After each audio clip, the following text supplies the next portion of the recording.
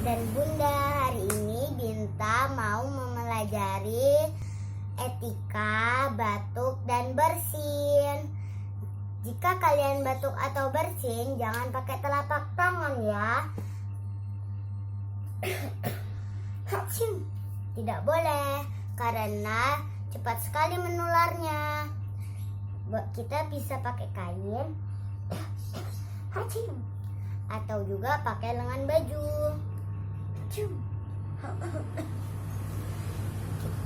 Mari kita memutus mata rantai dengan cara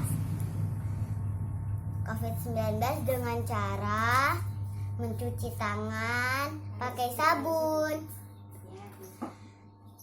dan juga berjaga jarak ya.